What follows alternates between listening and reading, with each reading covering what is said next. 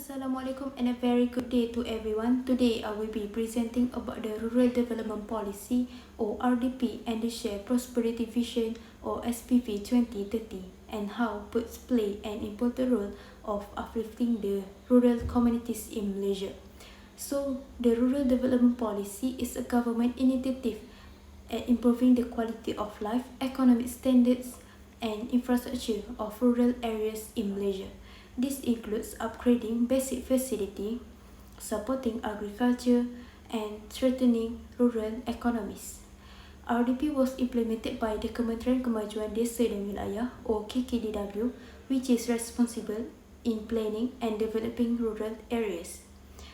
This policy covers communities such as Felda, orang asli communities, and villagers in Peninsular Malaysia, Sabah, and Sarawak. Historically, RDP was first introduced by Tun Abdul Razak in 1957, which is focused on three key areas. First, developing infrastructure in rural regions. Second, establishing on a new land scheme. And third, creating agency to support rural communities such as RIDA, Felkra, Fama, then Felda. Moving on to the Shared Prosperity Vision 2030 or SPV 2030. It was announced in 2018 as the national framework to guide Malaysian development including rural advancement. This vision was announced by the Prime Minister during the midterm review of the 11 Malaysian Plan on 18 October 2018 in Parliament. The importance of SPV 2030 is to ensure the economic progress is enjoyed by all Malaysians and not just certain groups. This includes the address of income inequality and improving the equal access to education, job opportunities, and infrastructure. In other words, SPV 2030 strengthens the foundation of the fair development of the nation. Good morning and afternoon. In this slide, we outline the key policy challenges that propel the Shared Prosperity Vision 2030. First, unequal distribution of wealth before SPV 2030. 2. Rising cost of living. Third, urban-centric economic development. Fourth, corruption leakage and weak governance. And finally, increased foreign ownership of national assets. These 5 problems set the stage for the SPV 2030 agenda, which aims to restructure growth, ensure equitable outcomes, and also strengthen the nation's resilience. For the first point is unequal distribution of wealth before SPV 2030. Even though Malaysia's economy has grown, the benefits are not reaching to most people. Most of the new wealth is staying in Kuala Lumpur and also Selangor. Together, they make up almost 85% of our GDP, while poorer states together contribute less than 10%. The bottom 40% of the household see almost no increase in what they can buy, and people living in rural areas or small states have limited job options and can't easily join high-paying sector. This uneven growth leaves states like Kelantan, Kedah, Sabah and Sarawak far behind the urban centers. That is why Shared Prosperity Vision 2030 was created to fix the imbalance and make sure everyone shares in Malaysia's prosperities. For the first point is unequal distribution. We're moving on to the next point, which is rising cost of living, which present the symptoms and also root causes. We know Malaysia is facing a sharp rise in the cost of living that goes beyond ordinary price increases. First, rising expenses, housing, food, transport, and utilities have been climbing steadily for decades. Second, stagnant productivity. The growth in these expenses outpaces gain in productivity, eroding real earnings. Third, wage illusion, incomes appear to rise only because of inflation, not because of higher output, leaving the worker with essentially zero net gain in purchasing power. Why does this happen? The systemic flaw lies in over-reliance on cheap, unskilled foreign labor, which suppresses wage because of wage stay low, firm have little incentive to invest in low innovation. They do not adopt new technologies or upskills employees. The result is a P40 survival scenario. The lowest 40% of the household are overworked, underpaid, forces to focus on basic survival rather than contributing productivity to the economy. Understanding this system and their root causes is essential for designing policies that restore real purchasing power and promote sustainable inclusive growth. We're moving on to the next We're moving on to the third point, which is consequences of urban-centric development. Malaysia's growth have focused on big cities such as Kuala Lumpur, Selangor, Penang, and Johor. While these areas prosper, rural towns and interior regions are left behind. The result is concentrated wealth, like high-paying jobs and modern infrastructure, are clustered in a few states, creating a clear gap between rich and poor areas. Rural disadvantages follows, like slower growth, fewer jobs, limited internet access, and little chance to join modern industries.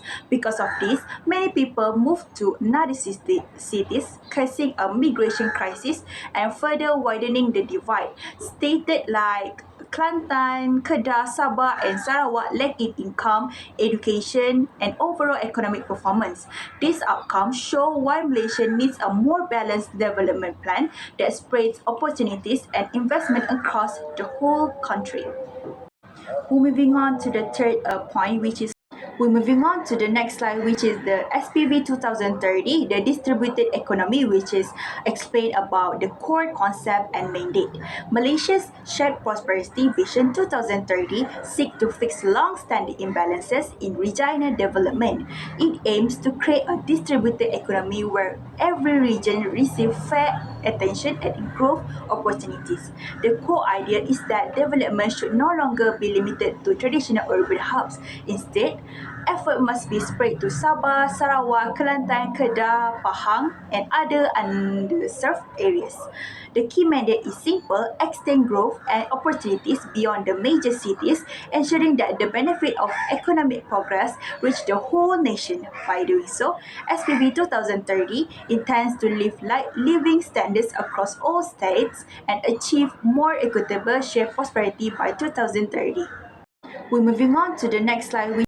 We're moving on to the fourth point, which is corruption, leakage, and weak governance. The problem we confront is the profound erosion of integrity caused by corruption, leakage, and weak governance. Historically, we suffer a systematic loss of public funds through massive theft, cronyism, and asset misappropriation. Crucially, programs failed the rakyat because of the fund never reached their intended beneficiary due to the financial inefficiency and complete absence of monitoring. This cycle severely dismisses public trust in state institutions. The SPV 2030 solution provides a complete systemic change by making governance a core priority. Our absolute focus is integrity, transparency, establishing this value as fundamental operating principles. The core method is a comprehensive institutional reform designed to close systemic loopholes and strengthen all the oversight mechanisms. Our ultimate objective is efficiency, which is ensuring every dollar is spent ethically, effectively, and truly reached by the people. By executing this plan, we are actively rebuilding the foundational trust and that necessary for long-term national success. The last point, which is dependency risk from increase of foreign ownership of national asset. While the foreign investment brings short-term economic gains, it also results in a growing foreign control over vitals, equity shares, land, and strategic sectors, posing a long-term sovereignty threats and economic stability risks. Furthermore, we face repatriation problems, which is profit earned here often leave the country for foreign reinvestment instead of being channeled back into our domestic economy. This is compounded by our weak domestic industry, which struggle to match the technological and financial strength of international competitors, partly due to premature liberalization of our markets. The SPV 2030 solution is clear. Domestic strengthening, we aim to correct this imbalance by fortifying local capacity and ensuring far greater Malaysian participation. Our strategy focuses on three key areas, such as strengthening local industry to become technologically competitive, boosting SME competitiveness by enhancing their financial technical capabilities, and also significantly increase Malaysian participation to ensure our citizens can participate more fully and meaningfully in the national economy and value chain. Three main objectives of the Shared Prosperity Vision 2030. This vision is a national commitment designed to ensure Malaysia achieve sustainable and inclusive growth by the year 2030. Okay, our first objective is to make a development for all. This means restructuring the economy of Malaysia so that the growth will be more progressive and more innovative. The goal is to build a high value and knowledge-based economy where everyone has the opportunity and participation to grow regardless of their background or social status. Next, our second objective is to addressing wealth and income disparities. This means reducing the gaps that exist among different income groups, communities and regions. First, it aims to provide a better access to education, job and high-value industry. By strengthening the education system, improving their skill training and creating a more high-paying job opportunity, we can help more Malaysians participate in this modern economy. Second, this objective is to focus on raising the living standard of people, especially vulnerable and underserved groups. This ensures that they receive the supports and opportunity needed to improve their quality of life. Lastly, this objective is to ensure a fair and balanced distribution of wealth. This means reducing the gaps between income groups so that every Malaysian has the chance to receive the benefit from nation development and no one is left behind. Lastly, our third objective is to build Malaysia into a united, prosperous and dignified nation. This means we have to strengthen the national identity and ensuring that the development is not only focused on economic but also social and cultural. It also aims to build a competitive and globally respected Malaysia by improving the governance and enhancing the country's competitiveness so that Malaysia can stay strong on the international stage. Lastly, this objective is to create a nation that is strong both in social and economically. Next, I will explain the actors involved in Shared Prosperity Vision 2030. The successful implementation of Shared Prosperity Vision 2030 is a collaboration of various actors from government and non-government. Firstly, we have Tun Dr. Mahathir Mohamad and Tan Sri Datuk Muhyiddin Yassin as the leadership and help in direction of Shared Prosperity Vision 2030. In addition, key ministry and government bodies are also deeply involved, such as Ministry of Economic Affairs. This ministry playing a central role in coordinating policy strategies and evaluating the Shared Prosperity Vision 2030 into actionable plans. And for the non-government actors, we have Malaysia Youth Council and Institute Masa Depan Malaysia. They work with Ministry of Economy in developing the Shared Prosperity Vision 2030. Their contribution help in identify the objective and the strategy of the plans. Malaysia Rural Water Supplies program aims to ensure that people in rural and remote areas, especially in Sabah and Sarawak, have access to clean and safe drinking water. One of the biggest achievements was the Rural Water Supply Scheme completed in 1995, which built 134 water systems across all 13 systems and laid the foundation for today rural water network. The government continued to upgrade and expand this system by improving pipelines, extending distribute networks, and building new treatment plants. Further community has also benefited from upgraded water system. To overcome challenges in remote area, Malaysia use solutions like gravity-fed water system, which work well in hill area without electricity, and rainwater harvesting for village where normal system cannot be built. Although challenges such as all infrastructure and difficult terrain still exist, Malaysia plans to introduce a national rural water master plan. The long-term goal is to ensure that every rural community has reliable and safe water by 2013.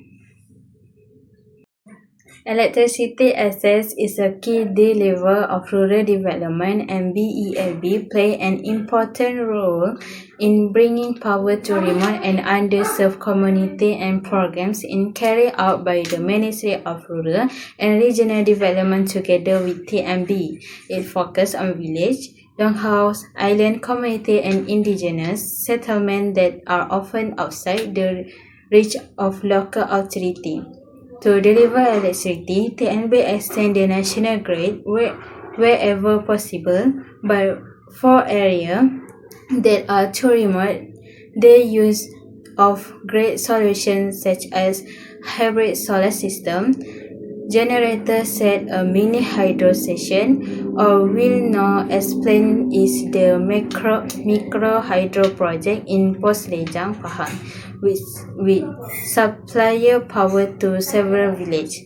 The impact of BELB is very meaningful. With electricity, students can study at night, health facility can operate better, and small business become more productive. The program also supports sustainability by using renewable energy, especially in Sabah and Sarawak, where all battery-based solar system is being replaced with more reliable lithium-ion battery. Malaysia Rural Roads Programs, known as JALB or JPD, is led by the Ministry of Rural and Regional Development, with JKR as the main implementing agency. These programs aim to improve connectivity in rural areas and is aligned with national plans such as the 12th Malaysia Plan and the National Rural Physical Policy. The construction and upgrading of rural roads help connect villages to important services like school, canteen, market, and agriculture centers. This better accessibility supports rural community activity and improves the quality of life for rural communities. Supporting programs such as the Village Road Lighting program provides street light to enhance safety at night, while maintenance funds like MARIS ensure that roads, bridges, and drainage system remain in good condition. The government also prioritizes Sabah and Sarawak to reduce the long-standing gap in rural infrastructure. Digital tools like MyJalan KKR allow the public to report road damage, making maintenance faster and more efficient.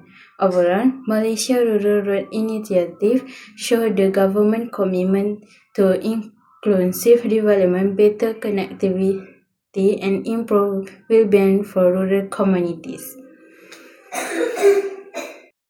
BMTKM is Malaysia's key initiative to eliminate hardcore poverty and help vulnerable families achieve long-term socio-economic stability. The program uses a multi-dimensional approach focusing not only on income but also on basic need and skill development. It is carried out through strong coordination between federal, state, and district agency ensuring that assistance reaches the right household effectively. One of the main components of BMTKM is income generation. Families are supported through small-scale inter-partnership programs, agriculture activity, and job opportunities. At the same time, participants receive skill training that help them start their own business or secure better paying jobs. For families facing urgent difficulty, the programs also provide direct financial assistance, including targeted cash aid from Land Development Agency. The government has shown strong commitment to ending hardcore poverty by 2025 under the 12 Malaysia Plan. RM150 million was allocated, especially from BMTKM, while RM1360 million was set aside from border poverty eradicated effort nationwide. BR1M or Bantuan Rakyat Satu Malaysia was the early program that provided yearly cash aid to low-income families, single and senior citizens. Its main goal was to help people manage rising living costs. BR1M was later discontinued and replaced by more target scheme. The current program, BKM or Bantuan Keluarga Malaysia, built on BR1M structure. It provides financial support to low-income households, single parents, and senior citizens. Eligibility is based on household income and family composition. BKM aims to reduce financial pressure and promote economic resilience, especially for the B40 community. TVET is being transformed to produce a skilled workforce. This meets industry needs and support national development. The government is improving coordination between ministry, institutions, and industry partners to manage programs more effectively. The quality of TVET is also being enhanced. This includes more industry-led training, improved curricula, the dual national training system, and highly qualified instruction. This effort ensures the graduates have relevant and market-ready skills. Malaysia is also promoting TVET as a proven education pathway. Technology is being recognized as professional and career academic and career progression routes of provide for graduates. The 12th Malaysia Plans is Malaysia's national agenda for a prosperous, inclusive, and sustainable future.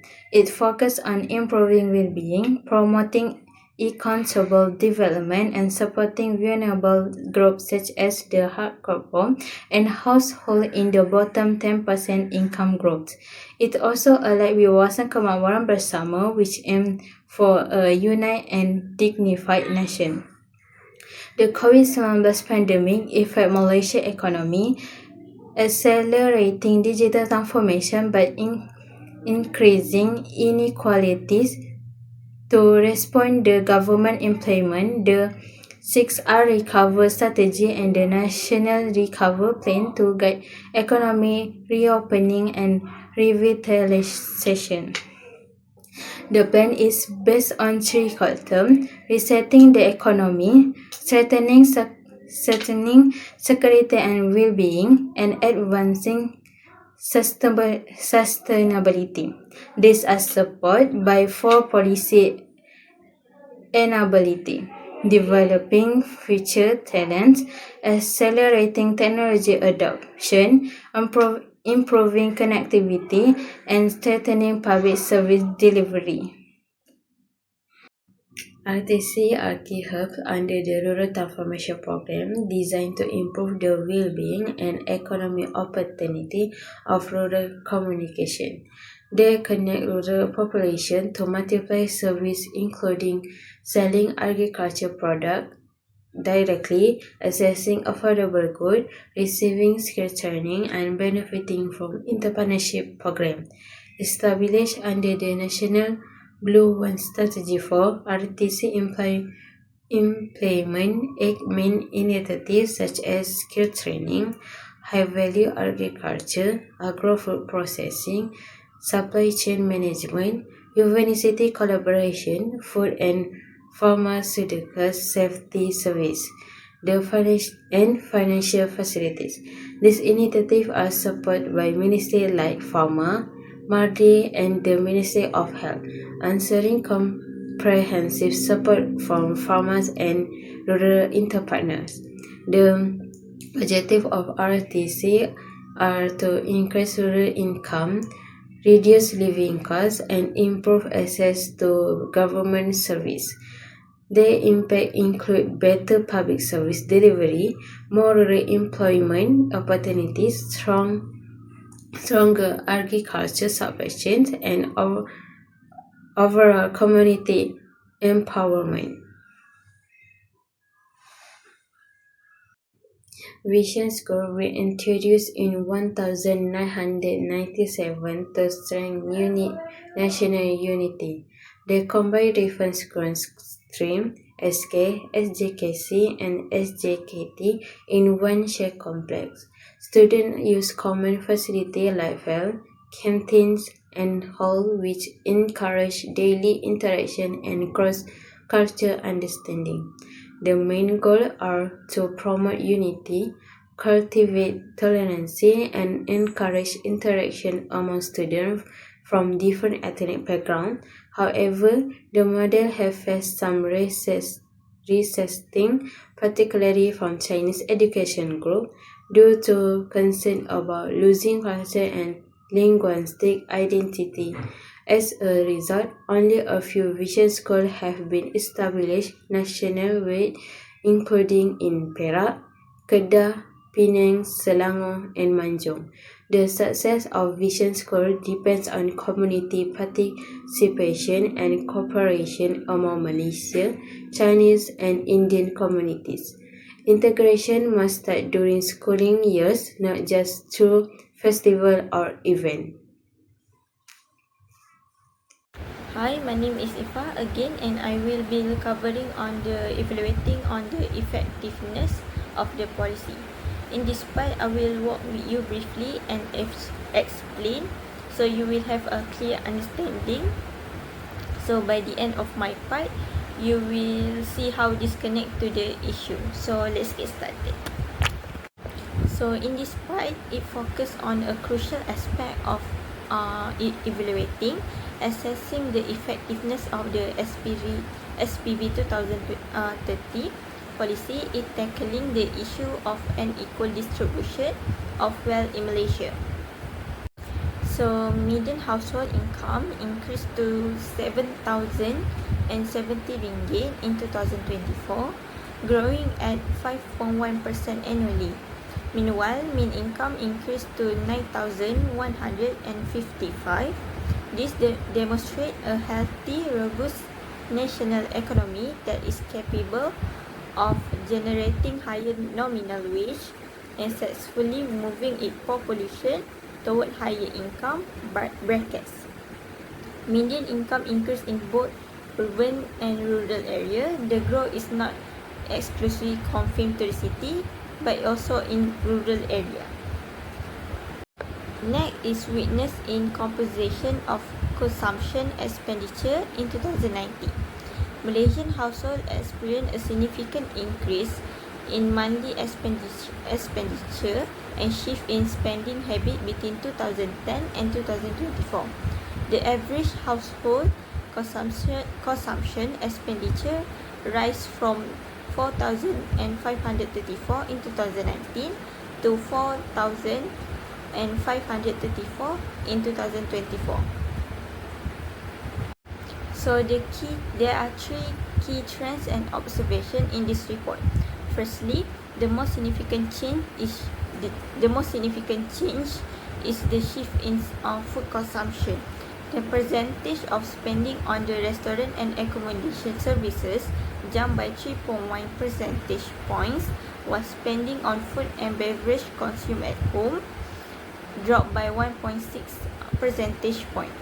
Secondly, the share of budget allocated to transport decreased notably, potentially influenced by work from home trend that happened during the pandemic years. Despite the general living cost, the proportion of the budget spent on housing and utilities remained relatively stable as the largest expenditure group overall. There was slightly increase in the share of expenditure for services such as health, information, communication, and education, reflecting ongoing lifestyle change and increased reliance on digital services post-pandemic. So, the weakness in the internal category was cost of living pressure. While income are rising, many still feel the pressure of the cost of living growing faster than wages, which can be seen as the economic weakness.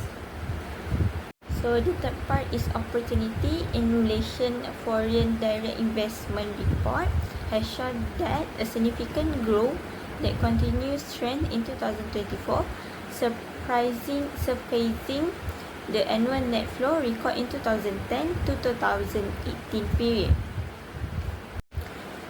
Comparison of FDI 2010 until 2018 with 2024. Firstly, Malaysian FDI highlight that a significant inflow jump. Net FDI inflow for 2024 reached 51.5 billion ringgit, a 33% increase from the previous year. This is the highest single year figure record since at least 2010. Secondly, high cumulative position. The total cumulative FDI position stood at 995.5 billion ringgit by the end of the 2024, showing a substantial growth from 931.2 billion ringgit at the end of 2018. Lastly, record total investment. Total approved investment hit a historic high of 378 and 378.5 billion ringgit in 2024, signaling strong investor confidence and future growth potential. This was categorized as a threat because a state or national recession as indicated by low or negative GDP. Consumer spending typically decrease, business cut budget, and access to capital become more difficult. Secondly, rising unemployment rates. High employment reduce the pool of consumer with disposable income, directly threatening the sale and revenue of most business. Thirdly, change in government policy or regulation. New taxes, stricter environmental regulation, or new trade, traffic are external factors that can increase operating costs, restrict market access, or reduce profit margin, thereby posing a significant threat. Lastly, increased competition. If a socio-economic report highlights a surge in new business registration in specific sector, it indicates an external threat of increased market saturation and price competition. Okay. So for the last part is threat in socio-economic performance by state in 2019 and 2024. In 2019 report, The Malaysian economy grew at a moderate rate of 4.3 in 2019. All sectors post positive growth except for mining and quarry. Selangor, Wilayah Persekutuan Kuala Lumpur, Johor, Sarawak and Pulau Pinang were the main contributor to the national economy. Meanwhile, in 2024 report, Malaysia economy expanded by 5.1% in 2024. All states record positive GDP growth, with 5 states outpacing the national average, such as Johor, Selangor, Wilayah Persekutuan Kuala Lumpur, Pahang and Labuan. The services and manufacturing sector remain key driver. So here we go for the last part of the slide, which is conclusion. Both RDP and SPP 2030 have played significant role in improving rural communities in Malaysia.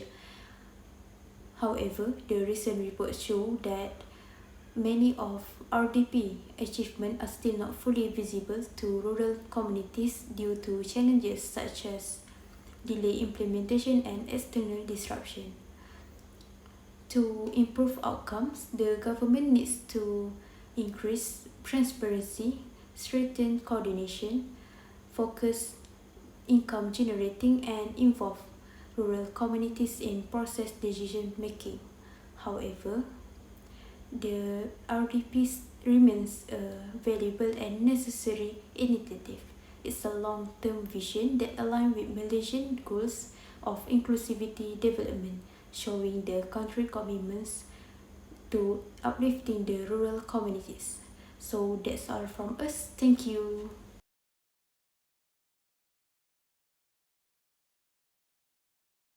We got a question from the group 3 says that how does the vision address the issue of income disparity effectively?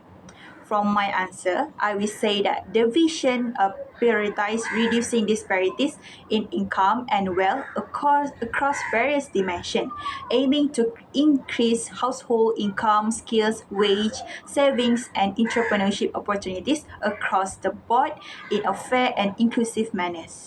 So we got the other question from group 4, which is how does the vision address the issue of income disparity effectively? So the answer is the vision prioritizes reducing disparities in income through various dimensions, aim in increasing the household income, saving and wage opportunities on a broad in inclusive manner.